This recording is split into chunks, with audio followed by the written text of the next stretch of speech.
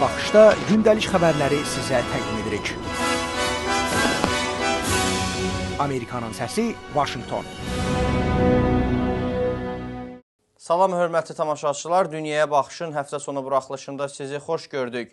Əylisli qalmaqalı İsmayılı hadisələri zamanına təsadüf etdi. Mümkündür ki, bu qalmaqal diqqətlərin yayındırılması üçün ortaya atılan bir bəhanə idi. Bu sözləri Amerikanın səsinin açıqlamasında ekspert Thomas Deval bildirib.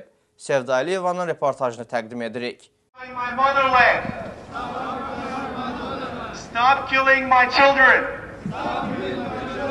Son illər fevral ayı ABŞ və digər ölkələrdə həm Azərbaycanlılar, həm də ermənilərin Xocalı soyqırımı və Sumqayıt hadisələri ilə bağlı mübahisələr və etiraz ayına çevrilib. Carnegie Beynəlxalq Sülh Mərkəzinin təhlilçisi Tom Deval Amerikanın səsinin suallarını cavablandırıb. This has now become, unfortunately, a regular... Bəli, təəssüflər olsun ki, Xocalı və Sumqayıt hadisələrinin baş verdiyi fevral ayında etirazlar adi hal alıb. Azərbaycanlılar daha əvvəl işlətmədikləri genosid kəlməsini daha ucadan işlətməyə başlayıb.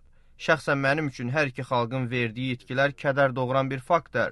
Nəyə görə Şuşa, Stepanakert və digər şəhərlərin bombalanması kimi postsovet zorakılıqları deyil, məhz bu iki hadisə diqqət mərkəzindədir. Xaricdən bunlar çox da ciddi qəbul edilmir. Məncə tərəflər bir araya gəlməlidir.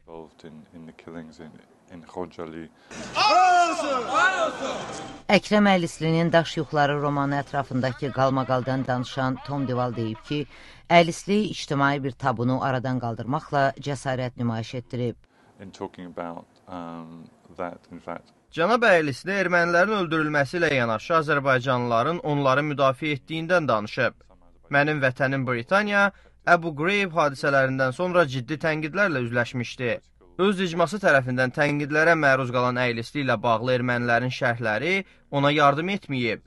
Hökumət tərəfindən aqressiv kampaniya ilə üzləşən yazıcı titulları və fəxri adlarından məhrum edilib. Oğlu həyat yoldaşı işdən kənarlaşdırılıb. Qulağının kəsilməsinə mükafat vəd edilib. Buna erməni tərəfinin katalizator rolu yardım edib. Azərbaycanda gedən tendensiyalar narahatlıq doğurur. Həm Səfərov, həm də Əylisli ilə bağlı. Mən inanmıram ki, Azərbaycanda hamı bir səslə Əylislini qınayır.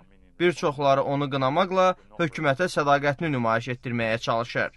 Azadlıq istəyirik! Əylisli qalmaqalının İsmayıllı hadisələri ilə bağlılığından danışan Tom Deval Azərbaycandakı qeyri-sabitliyin hökuməti qorxutduğunu deyib. O, mərkəzi hökumətin regionlara nəzarəti itirdiyini bildirib. İnsanlar korrupsiya və digər pozuntulara göz yummaq istəmir. Mümkündür ki, Əylisli qalmaqalı diqqətlərin yayındırılması üçün ortaya atılan bir bəhanə olub, deyə Tom Deval bildirib. Vaşinqtondan Sevda Əliyeva, Amerikanın səsi. Dünyaya Baxışın həftə sonu buraxılışını izlədiniz. Proqramın bütün buraxılışlarına veb səhifəmizdə www.amerikanınsəsi.org-da baxa bilərsiniz. Bugünlük bu qədər. Mən Emil Quliyev sizinlə gələn həftəyə də xudahafizləşirəm. Sağ olun, eyni ünvanda görüşənədək.